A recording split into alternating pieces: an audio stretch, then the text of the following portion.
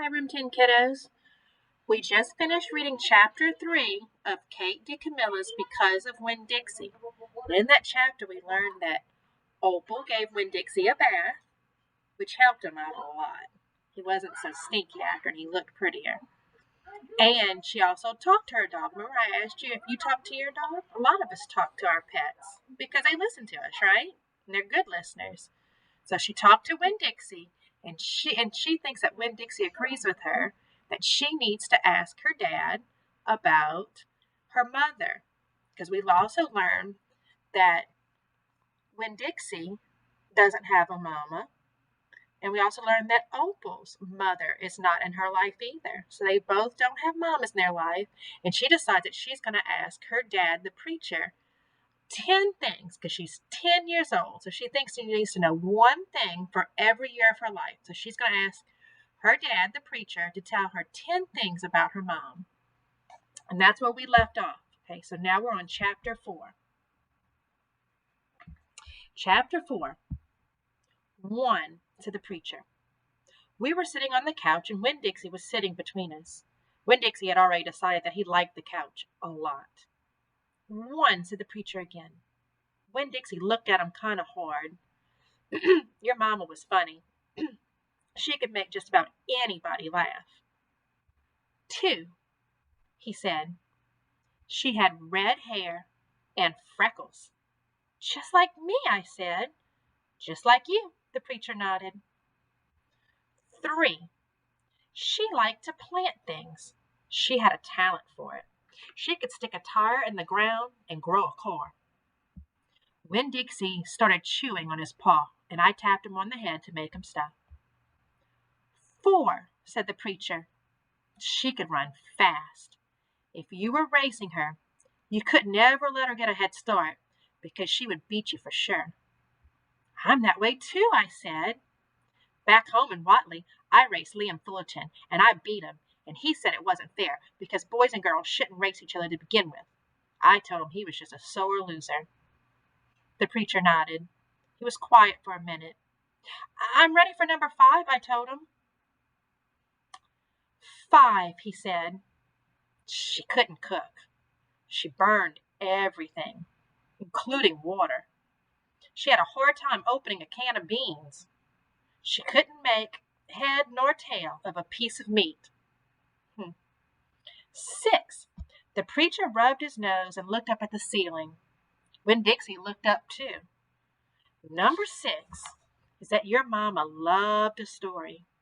She would sit and listen to stories all day long. She loved to be told a story.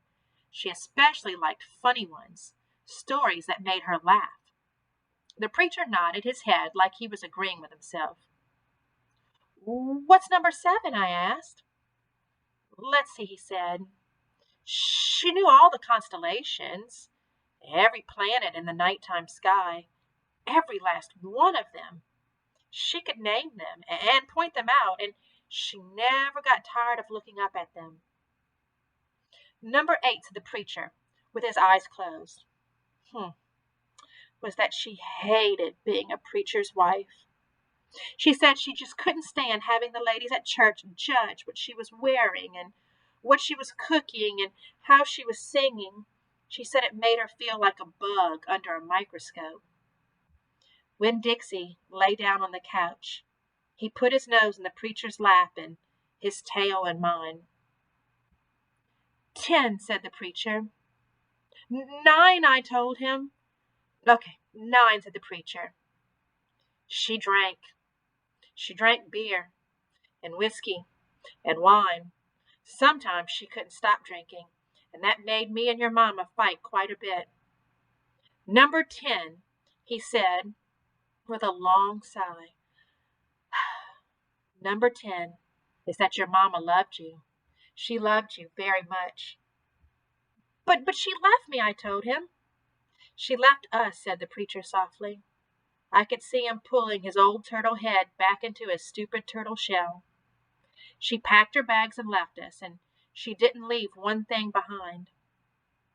Okay, I said. I got up off the couch. Winn Dixie hopped off too. Thank you for telling me, I said.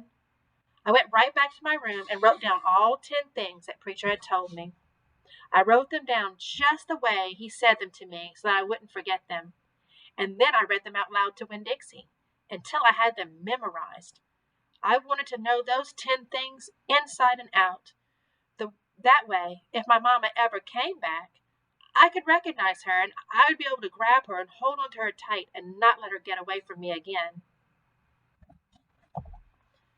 Okay, that was chapter 4 of Kate DeCamilla's Because of Winn Dixie. What were some things we talked about that she talked about in here? Did her dad tell her 10 things about her mom? He did. Were all 10 things really good?